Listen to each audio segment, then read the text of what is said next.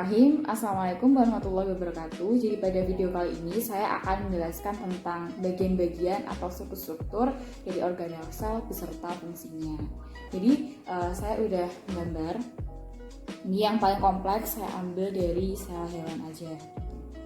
Ini langsung aja. Jadi di bagian yang paling luar yang aku warnain yang warna kuning ini. Nih yang warna kuning ini. Nah, itu namanya adalah membran sel atau membran plasma. Nah, fungsinya sendiri, jadi itu dia sebagai untuk melindungi sel, kemudian dia sebagai reseptor atau penerima rangsangan dan juga sebagai tempat keluar masuknya zat gitu. Habis itu kita lihat yang bagian warna kuning di dalam sel ini, yang keseluruhan ini tapi nggak ada gambarnya. Nah, itu dia berupa cairan. Cairannya itu namanya adalah sitoplasma, ya, namanya adalah sitoplasma. Nah, fungsi dari sitoplasma sendiri dia itu adalah sebagai cairan yang dia itu untuk tempat terjadinya reaksi kimia dan juga metabolisme dari organel-organel yang ada di dalam ini gitu.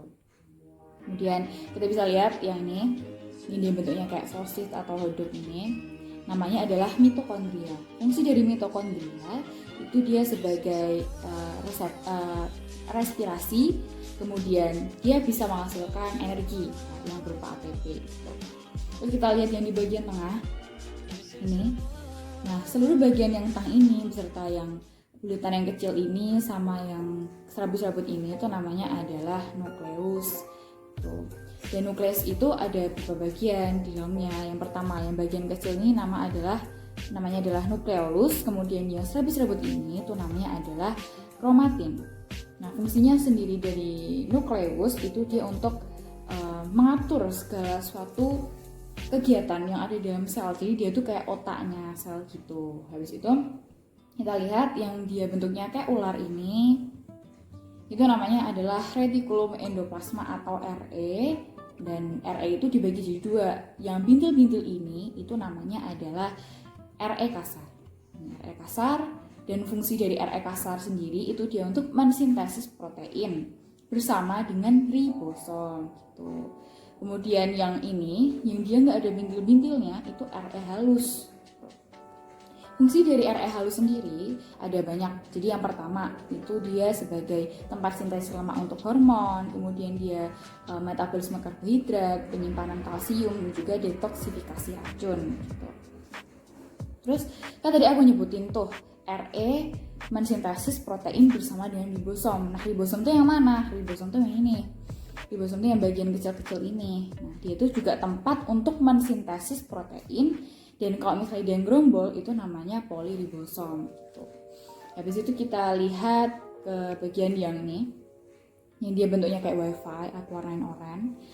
Ini namanya adalah badan Golgi. Kemudian yang sebelahnya ini, yang dia bintil-bintil, itu namanya adalah vesicle Golgi. Nah, fungsi dari badan Golgi sendiri itu dia untuk memodifikasi protein, kemudian dia menghasilkan enzim, habis itu hormon, kemudian protein struktural atau organel baru gitu. Nah, terus kita lihat ke yang bagian yang biru ini. Nah, ini namanya adalah vakuola. Memang beberapa web itu menyebutkan bahwa sel hewan tidak memiliki vakuola, tapi ada beberapa juga sel hewan yang memiliki vakuola. Memang dia vakuolanya lebih kecil daripada sel tumbuhan seperti itu. Nah, vakuola ini itu berfungsi untuk, secara intinya sih memang untuk menyimpan cadangan makanan. Tapi kalau kita jabarin, fungsinya yang pertama untuk menyimpan alkaloid dan pigmen antosianin, kemudian tempat penimbunan sel-sel metabolisme, dan sekali lagi untuk menyimpan cadangan makanan gitu. Habis itu kita lihat ke bagian yang merah-merah ini. Ini namanya adalah lisosom. Ini juga yang aku namain juga lisosom di video ini. Lisosom sendiri itu fungsinya dia itu untuk mencerna makromolekul yang dimasukkan sel secara fagositosis. Kan kita tahu ya bahwa sel hewan itu dia makannya tuh secara heterotrof ya.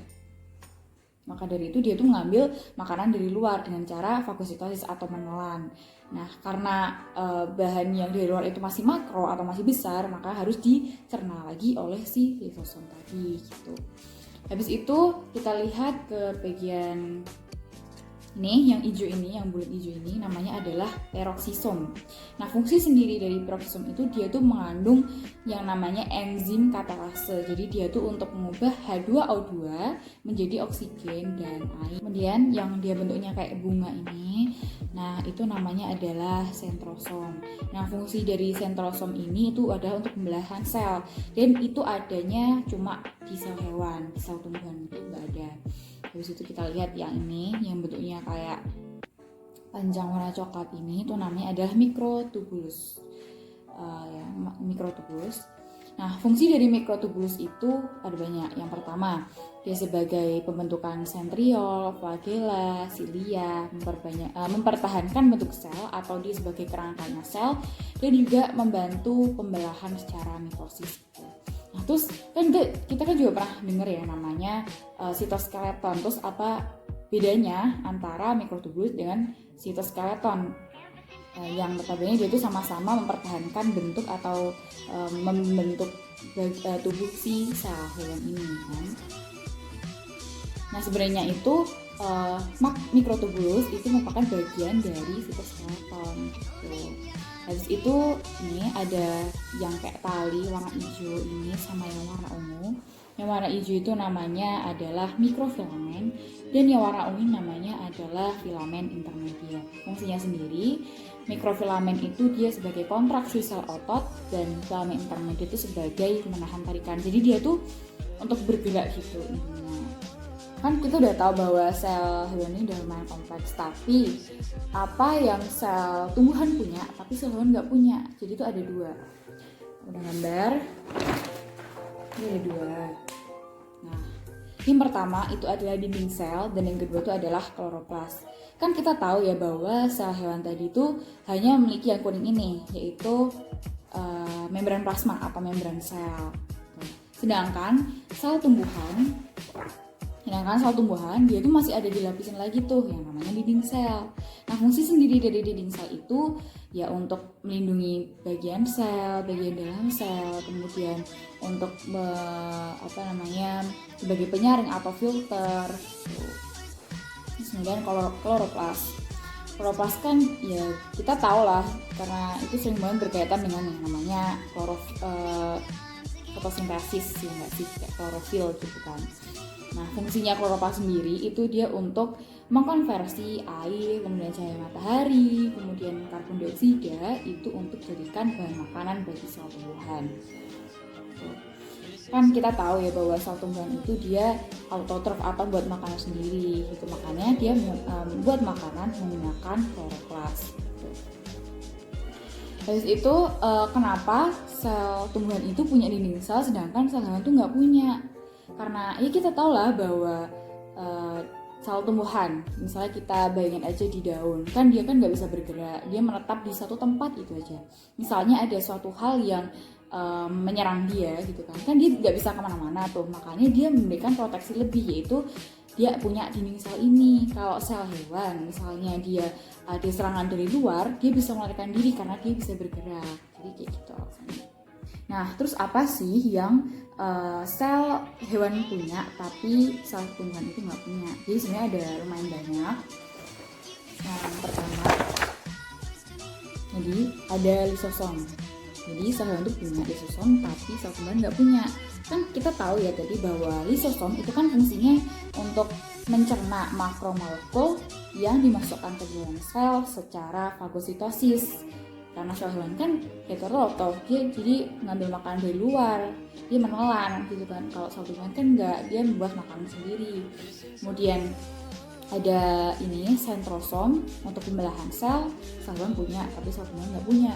Habis itu ada ini sitoskeleton atau mikrotubulus, itu sel tumbuhan tuh nggak punya tapi sel hewan punya, karena ya kita tahu lah bahwa sel hewan ini kan bersifat seperti lunak gitu lah intinya, makanya dia perlu kerangka gitu buat menjaga tubuhnya dia gitu, untuk mempertahankan bentuk tubuhnya dia. Nah, kemudian mungkin di sini emang nggak ada gambar flagelnya tuh, tapi memang sel hewan itu punya alat gerak yang sel tumbuhan nggak punya, karena sel hewan kan bisa bergerak gitu, flagel, silia gitu, tumbuhan itu nggak punya, sedangkan sel hewan punya. Terus ada bedanya lagi nih antara sel hewan sama sel tumbuhan dilihat dari vakuolanya gitu. Memang kan kita tahu ya bahwa vakuolanya sel hewan itu dia lebih kecil daripada vakuolanya sel tumbuhan.